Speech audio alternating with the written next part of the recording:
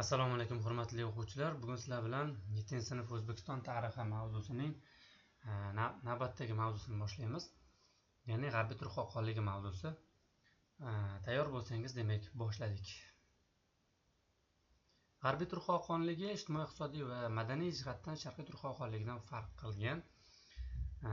G'arbiy turk xoqonligining asosiy aholisi o'troq dehqonchilik, hunarmandchilik va savdo-sotiq bilan shug'ullangan bo'lsa, Sharqniki asosan chorvachilik bilan shug'ullangan. 7-asrning birinchi choragiga kelib, ya'ni 620-yildan 625-yilgacha bo'lgan davr 7-asrning birinchi choragi bo'ladi. Mana shu joyga diqqat qilamiz. 7-asrning birinchi yarmi degan joyi ham bor. Birinchi yarmi bo'lsa, bu 750-yilgacha bo'lgan davr nazarda tutiladi. Demak, 7-asrning birinchi choragida G'arbiy turk xoqonligi, ya'ni 625-yilga kelib G'arbiy turk xoqonligi taraqqiy etdi, ya'ni kuchaydi deyapti. O'sha paytdagi hukmdor Xoqon To'ng-Yavg'u hukmronlik qilgan davrida boshqaruv tartiblarida islohotlar o'tkazildi. Islohotlar viloyat hokimlarini xoqonlik ma'muriyati bilan bevosita bog'lash va ikkinchisi ularning ustidan nazoratni kuchaytirish maqsadida ularga Yavg'u unvoni berildi. Demak, ikki xil maqsadda ularga Yavg'u unvoni berilgan ekan. Birinchisi o'sha viloyat hokimlarini xoqonlik ma'muriyati bilan bog'lash uchun, ikkinchisi esa ular ustidan nazoratni kuchaytirish maqsadida. Endi oldingi mavzulardan bizga ma'lumki, Yavg'u unvoni asosan Yavg'u xoqon unvoni xoqonning qarindoshlariga berilardi. Endi bu yerda demak mahalliy hukmdorlarga ham hukmdorning qarindoshi bo'lmasa ham shunaqa unvon berilyapti. Buning asosiy sababi demak o'sha viloyat hukmdorlari, oddiy qilib aytganimizda, hukmdor meni o'zini qarindoshiga tenglashtiryapti degan fikrga borishgan va yaxshiroq, ya'ni sidqi dildan hukmdorga xizmat qilishni boshlashgan mana shundan keyin. Shuning uchun ham ularga Yavg'u unvoni berilgan. Xo'p, endi shahar aholisining asosiy qismi hunarmandchilik va savdo-sotiq bilan shug'ullangan. Endi bunday mantiqan o'ylab ko'rsak, shahar aholisi boshqa faoliyat bilan shug'ullana olmasdi. O'sha paytida faqat hunarmandchilik va savdo-sotiq qilish mumkin edi. Masalan, dehqonchilik, chorvachilik shahar ichida qilib bo'lmaydi. Xo'p, endi o'sha paytda hunarmandlar yasagan zeb-ziynat buyumlar va qurol-yarog'lar o'zining xilma-xilligi va nihoyatda puxtaligi bilan ajralib turgan ikkita jihatiga e'tibor beramiz. Xitoy manbalarida aytilishicha, bu davrda o'sha G'arbiy turk xoqonligi aholisi asosan dehqonchilik bilan ham shug'ullanganligi, mevali daraxtlar ekanligi Xitoy manbalarida keltiriladi deyiladi. Buni farqli jihati shundaki, o'zi turk xoqonligining ko'pchilik aholisi chorvador aholi bo'lgan, shuning uchun ularga yerlar ajratilganligi haqida manbalarda ko'pincha yozilma, lekin Xitoy manbalarida ularga yerlar ajratilganligi va asosan mevali daraxtlar ekilganligi haqida ma'lumot aynan Xitoy manbalarida berilar ekan. Endi xoqonlikda qabila va elatlarni birlashtirish va boshqarish, soliqlar va o'lpallarni o'z vaqtida yig'ib olish uchun maxsus ma'muriy va harbiy boshqaruv tizimi joriy qilingan. Demak, ikki xil maqsadda. O'sha qabila va elatlarni birlashtirish va boshqarish, ikkinchisi soliqlarni va o'lpallarni o'z vaqtida yig'ib olish uchun shunaqa tizim joriy qilingan ekan. Xo'p, Xoqon o'zi noiblari, ya'ni tudunlarni yordamida mustaqil hokimliklar ustidan nazoratni kuchaytirgan. Demak, bu paytda mavjud bo'lgan mustaqil hokimliklar ustidan nazoratni tudunlar olib borar ekan. Xo'p, endi xoqonlik o'z ehtiyoji va hayotiy zaruratidan kelib chiqib quyidagi islohotlarni amalga oshirgan. Birinchisi, o'nlik tizim yaratish. O'nlik tizim mo'g'ullarda ham bor edi. Jahon tarixida bu ayl deb ataladi. Ikkinchisi, vassal hokimliklar ustidan nazorat o'rnatish va o'sha vassal hokimliklar hududida o'zini qarorgohlarini qurish. Keyingisi, davlat boshqaruv sohasini takomillashtirish kabi mana shu asosiy islohotlarni amalga oshirgan ekan. Endi G'arbiy turk xoqonligining hukmdorlarning qarorgohlari qurilgan shaharlari bor. Bu 3 ta. Birinchisi demak Suyov shahri, hozirgi Oqbishim shahri.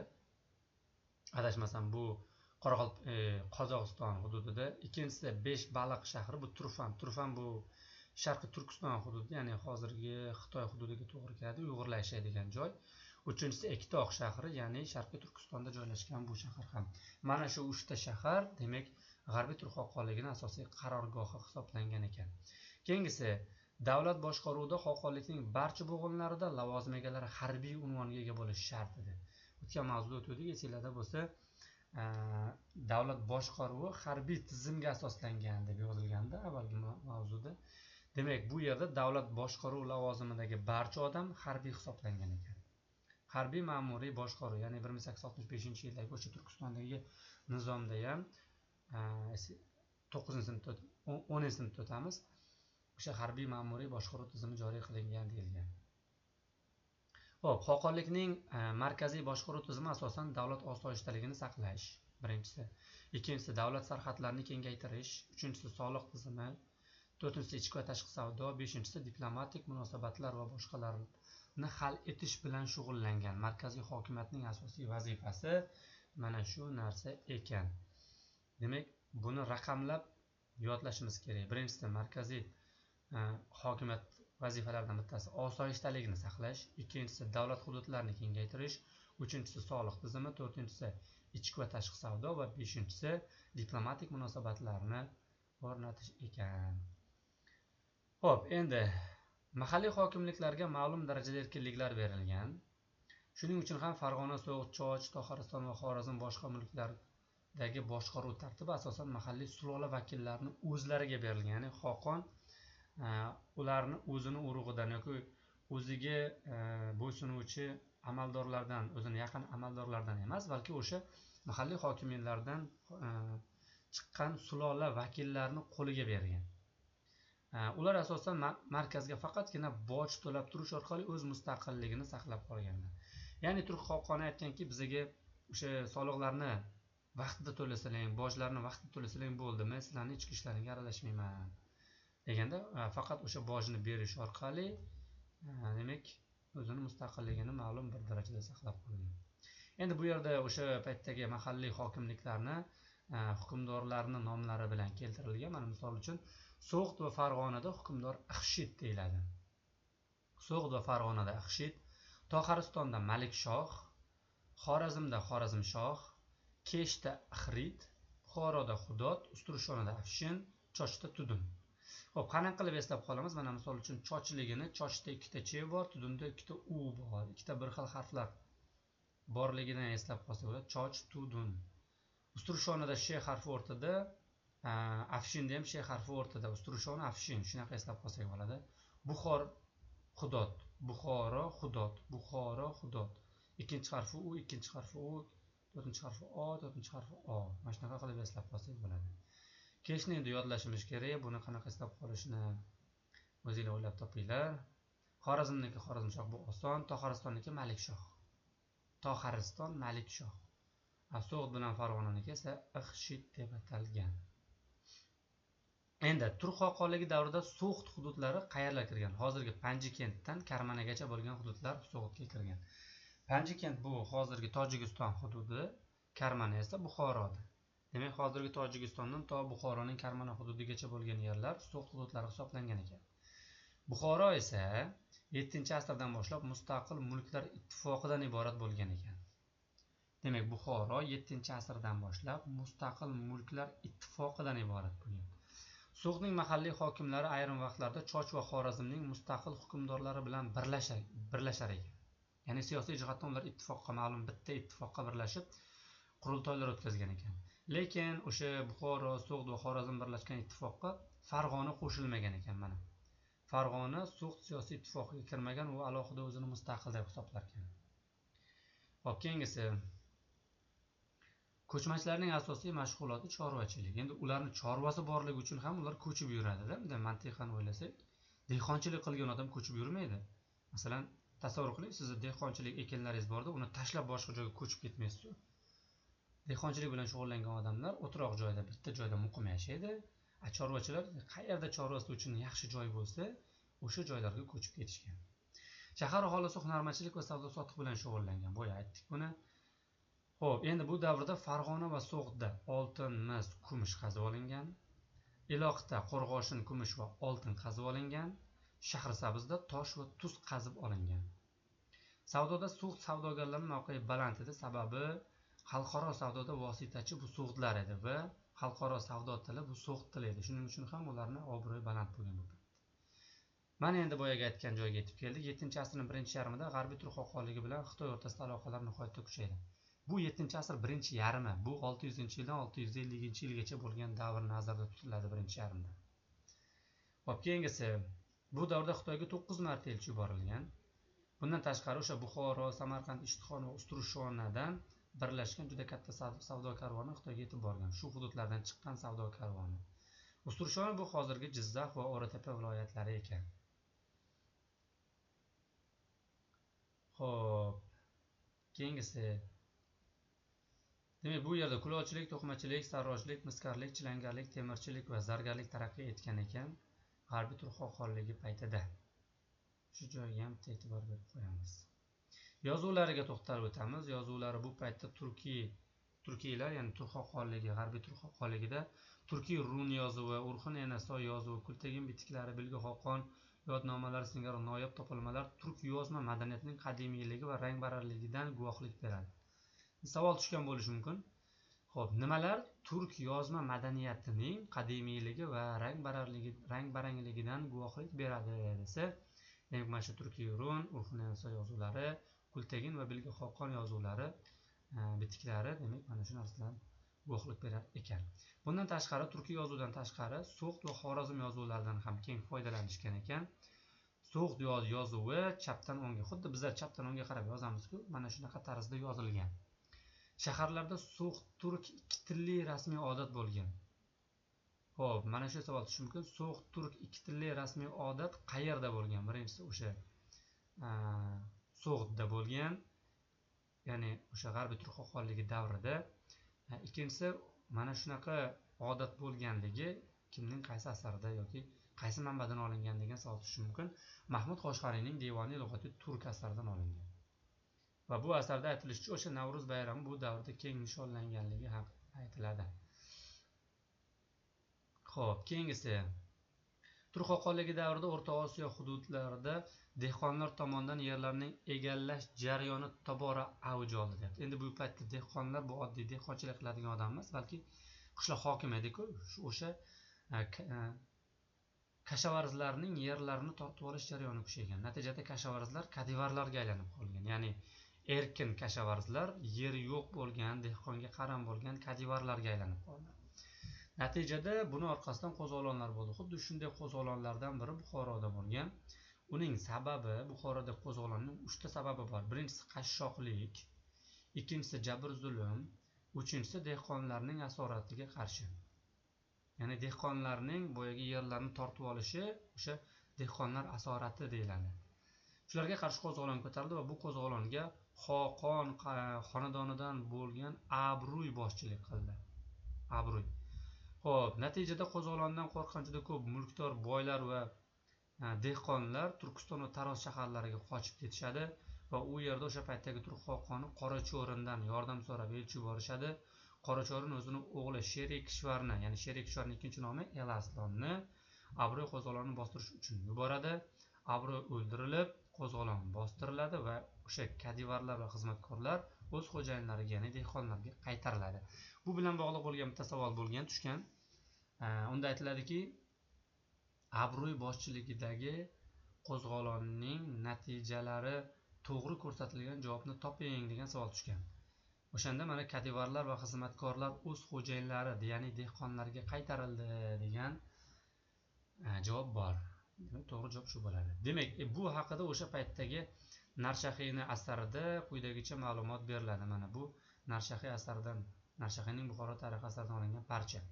Unda aytilishicha, dehqonlar Turkiston va Tarozga qochib ketishdi. Ularning bitta raisi, ya'ni hukmdori Hamuk edi.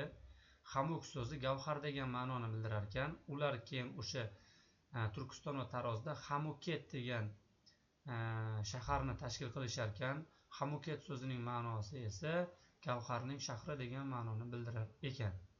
Ya'ni keyin ular o'sha podshoh Qoracho'ringa elchi yuborishdi deyapti. Qoracho'rinni Buyog'u degan laqab bilan ulug'lashar ekan. Buyog'u o'zi o'g'li Sherikishvarni qo'zg'olonni bostirish uchun yubordi deyapti, lekin Sherikishvarga Buxoro yoqib qolar ekan.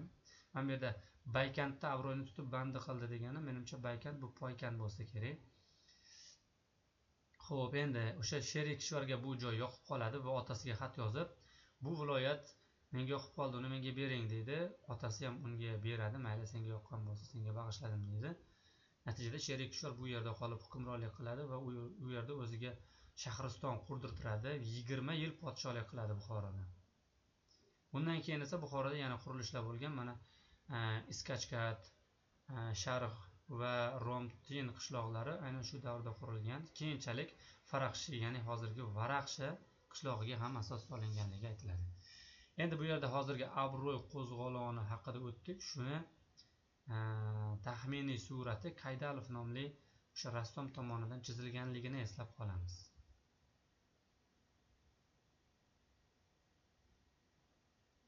Xo'p, keyingisi ta'lim. Bu paytda G'arbiy Turk xoqonligi paytida bolalarga 5 yoshdan boshlab ta'lim berish boshlangan. Xo'p, endi 6-sinfni bir eslab olamiz. 6 yoshdan boshlab va 7 yoshdan boshlab degan joylari bor. Demak, esinglarda bo'lsa Rimda va Yunonistonda demak 6 va 7 yoshdan boshlab bolalarga ta'lim berilgan degan joyi bor. Mana shu joyiga demak e'tibor berib ketamiz. Xo'p, bu yerda so'g'itlarda bolalar kaftiga tanga qo'yib, tiliga asal surtish odati bo'lgan degan narsa bor. Mana shu odat so'g'itlarda bo'lganligini eslab qolamiz. Endi qonunchiligi Turk xoqonligida ishlab chiqarilgan jinoyatchilikka qarshi qonun hujjatlari amal qilingan. Masalan, so'g'itda jinoyatlar uchun jazoning asosiy turlari qatl etish, odam a'zolarini kesib tashlash, zararni to'lash, mol-mulk tarzida tovon to'lashdan iborat jazolar bor edi qonunlarda. Manbalarda ma'lumot berilishicha, o'lim jazosi davlatga qarshi jinoyatlar uchun, masalan, isyon ko'tarish, sotqinlik yoki nohaq yoki qasddan odam o'ldirganlik uchun o'lim jazosi belgilangan. O'g'irlik yoki buzuqlik qilgan shaxsning qo'li yoki oyoqlari kesilgan. Shaxsga qarshi boshqa jinoyatlar uchun esa zararni 10 barobar qilib to'lash, jarohat yetkazgan yoki mayib qilgan taqdirda esa mol-mulki bilan tovon to'lashga majbur etilgan. Demak, bularga ham asosiy e'tiborni beramiz. Xo'p, Xitoy, Eron va Vizantiya bilan savdo munosabatlari o'rnatilgan G'arbiy Turk xoqonligida. Xo'p, endi Afrosiyobning ochilishi haqida yozilgan bu yerda.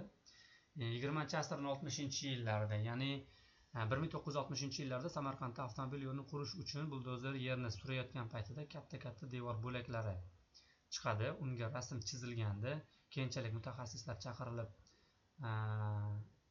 tekshirilgandan keyin bu yerda arxeologik qazishmishlar olib borilib, bu yer qadimgi Afrosiyob qo'rg'oni ekanligi aniqlanadi.